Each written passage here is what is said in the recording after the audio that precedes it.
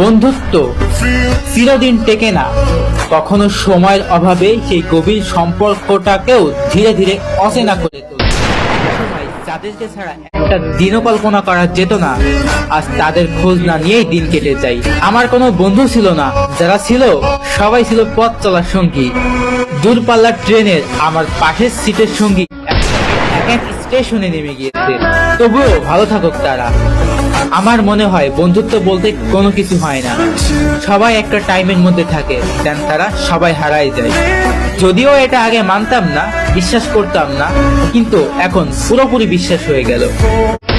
গর্ব করতে নেই, সময়ের ব্যবধানে একদিন তারা থাকবে না, অনেকটাই দূরে চলে যাবে। এতটাই দূরে চলে যাবে যে আপনাকে ছাড়া তাদের অনেক সহজেই দিন কেটে যাবে। অনেক মানুষের ভিড়ে আমি একটা মানুষই চেয়েছি, সেটা বন্ধুত্ব কিংবা ভালোবাসার মানুষ। দিন শেষে আমি কোনোটাই পাই নাই।